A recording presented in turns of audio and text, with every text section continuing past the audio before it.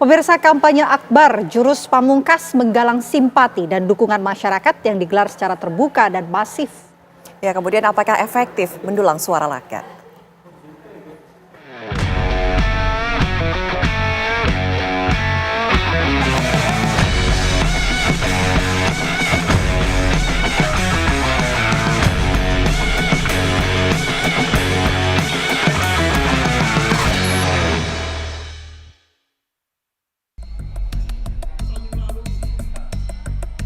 Kampanye akbar Jurus Pamungkas menggalang simpati dan dukungan masyarakat yang digelar secara terbuka dan masif.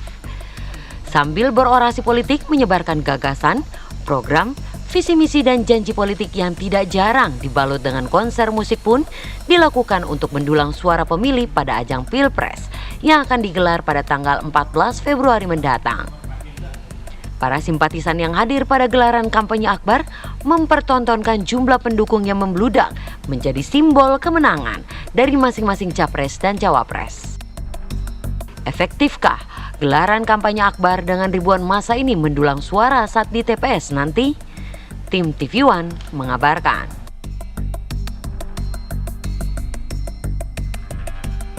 Langsung saja pemirsa, kita akan membahasnya bersama dengan pengamat komunikasi politik. Sudah ada Mas Gun-Gun Hetianto yang bergabung bersama kami. Selamat siang Mas Gun-Gun.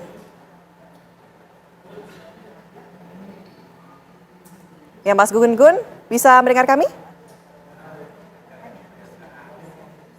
Selamat siang Mas Gun-Gun. Oke, kita akan memperbaiki komunikasinya. Selamat siang Mas Gun-Gun. Mas Gun-Gun? Oke, sepertinya masih ada gangguan karena kita penasaran sekali nih, kampanye akbar saat ini sudah mulai dilakukan.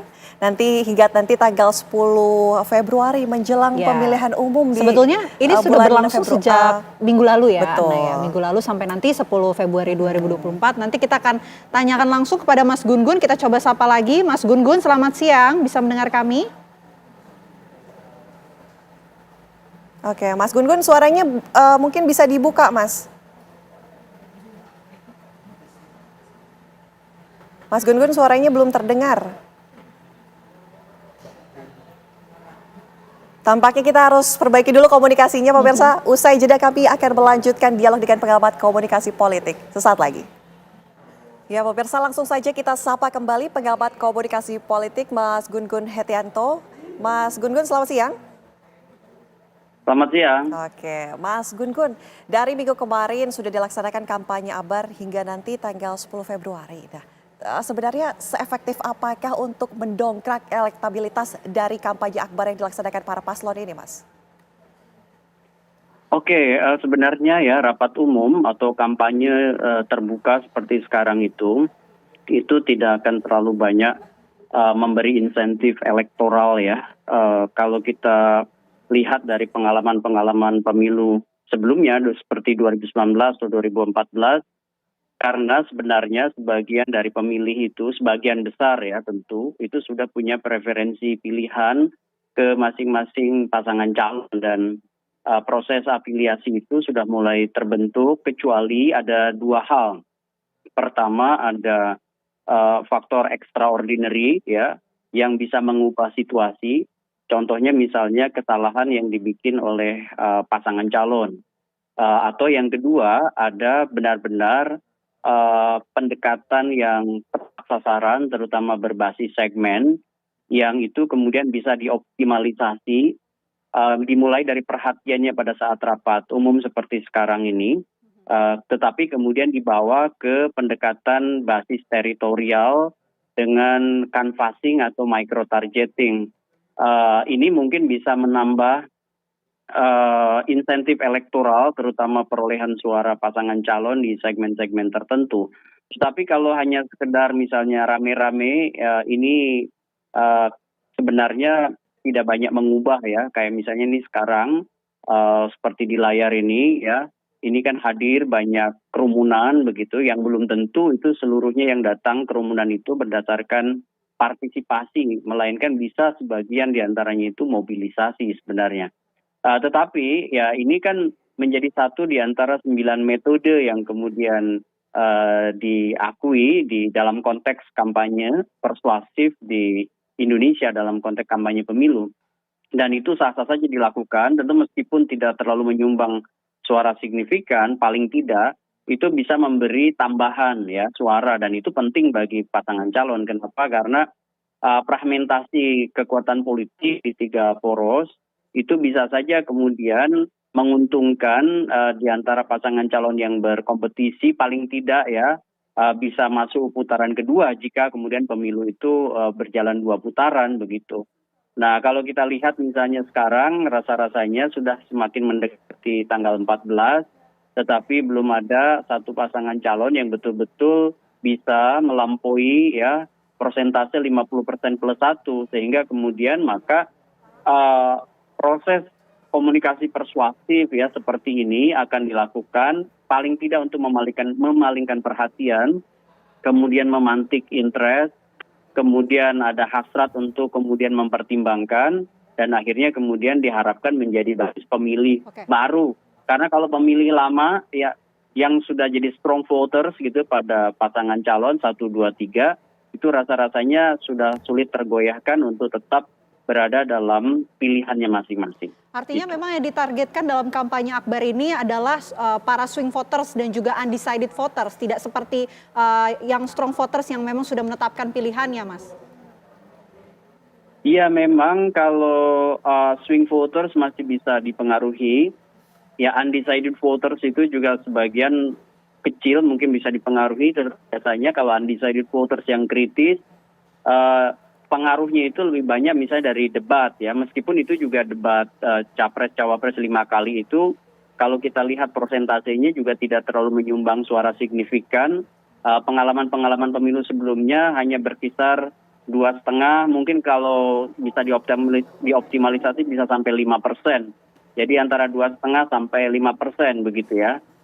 Selebihnya ya mungkin bisa ditambah melalui komunikasi persuasif lewat kampanye di rapat-rapat umum.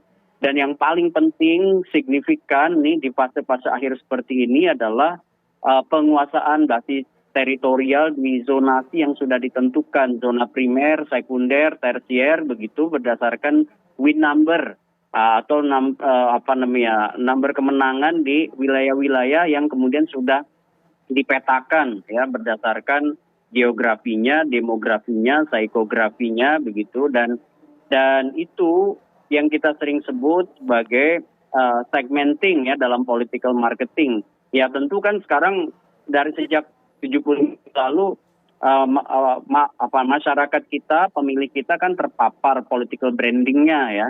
Tetapi kemudian kan apakah efektif dalam konteks misalnya menguasai segmen-segmen, nah itu yang kemudian sekarang kita harus pantau dari seberapa persen kampanye 75 hari itu bisa menaikkan suara terutama ya di basis pemilih yang belum menentukan pilihan atau masih gamang dengan pilihannya, dan sangat mungkin meskipun sudah punya preferensi itu bisa mengubah preferensi pilihan politiknya kepada yang lain. Nah inilah menurut saya konteksnya. Kalau misalnya sekarang seperti crowd ya seperti ini, kerumunan, kemudian juga mungkin perilaku kolektif yang bisa muncul dari proses kampanye terbuka, selain menjadi unjuk kekuatan para kandidat, itu menurut saya fokusnya adalah menarik atensi ya pada si pasangan calon. Nah, pada saat misalnya perhatian itu sudah didapat, tergantung pada bagaimana tim pasangan calon masing-masing itu bekerja menguasai ya melalui canvassing atau melalui micro targeting, misal seperti door to door campaign untuk memastikan yang sudah dipersuasi itu datang ke TPS mencoblos serta memberikan suaranya kepada mereka begitu Mbak. Mas Gun Gun, tadi kan Anda katakan bahwa kampanye Akbar mungkin di wilayah zona zonasi yang tentunya sudah ditentukan ya. Tapi kalau kita lihat di tanggal 10 sendiri ada 2 paslon yang mengadakan kampanye Akbar di wilayah yang sama. Yang satu di GBK, yang satu di JIS. Ini kalau melihat dari pengamatan politik, komunikasi politiknya sendiri, apakah tidak akan terjadi bentrok? Ya, mudah-mudahan ya, kita berharap bisa kampanye di area yang strategis seperti Jakarta ini bisa berlangsung aman, meskipun potensi gesekan tuh selalu ada, makanya kemudian diperlukan menurut saya tata kelola yang baik ya, terutama dari penyelenggara, termasuk juga dari aparat keamanan, jangan kemudian diskriminatif atau berpotensi untuk memantik ya kerusuhan, terutama yang sifatnya horizontal. Kenapa potensi kemudian penting wilayah-wilayah strategis meskipun misalnya seperti DKI. DKI itu kan hanya 8,2 juta sebenarnya pemilihnya kan. Banten ya kalau kita lihat misalnya dengan Banten, pemilih Banten lebih besar gitu ya. Jawa Barat misalnya lebih besar, Jawa Timur lebih besar atau Jawa Tengah lebih besar. Tetapi DKI ini kan wilayah strategis dalam konteks opini publik gitu ya. Terlebih misalnya seperti pasangan 01 kan punya jejak legacy di DKI dan itu mungkin bisa jadi simbolik gitu ya. Pun demikian menurut saya pasangan calon lain itu bisa kemudian mengoptimalisasi guliran opini publik yang dipublikasikan lewat media massa. Ini yang sering disebut sebagai konsep political publicity ya.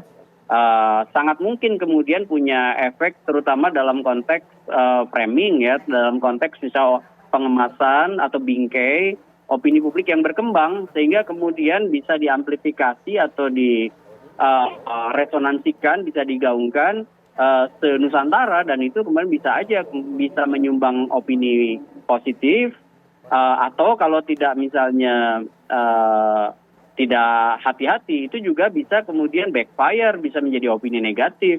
Makanya kemudian salah satu menurut saya yang akan dioptimalisasi di masa-masa seperti ini adalah ada satu momentum di mana perhatian publik ditarik perhatiannya pada pasangan calon ya dan ini adalah fase paling krusial. Kenapa? Karena akan sangat berdekatan dengan waktu akhir masa kampanye sebelum memasuki masa tenang sehingga diperlukan senjata pamungkas untuk pengemasan opini publik sekaligus strategic planning masuk penetrasi ke basis-basis pemilih baru atau ke basis pemilih yang tadi disebut sebagai masih gamang atau belum menentukan pilihan dan itu harus dioptimalisasi karena nggak ada waktu lagi kan begitu. Bicara soal senjata pamungkas Mas, ini kan fenomena yang cukup menarik akhir-akhir ini adalah turun gunungnya para kingmaker begitu di masa kampanye Akbar ini. Apakah memang dengan turun gunungnya para kingmaker ini mampu kemudian efektif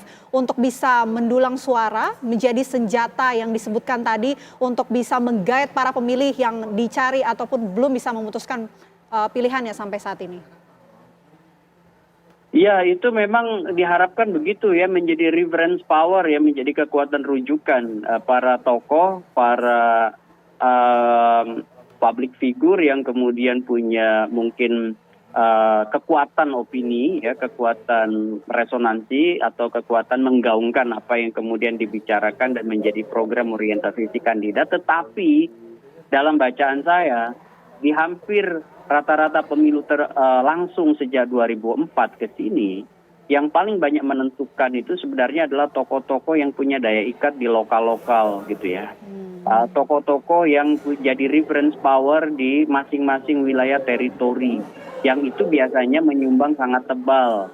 Kenapa? Karena dia bisa aja tokoh di skala nasional tetapi tidak punya akar rumput yang kuat, tidak punya basis, tidak punya, ya dia mungkin sangat dikenal luas dan bisa memberi endorsement pada salah satu pasangan calon, tetapi masa realnya maksud saya itu kurang sebenarnya. Nah, di saat-saat seperti ini memang penguasaan isu lokal dan tokoh lokal itu menjadi sangat menentukan ya, terutama kalau kita ingin menang tidak hanya di satu area.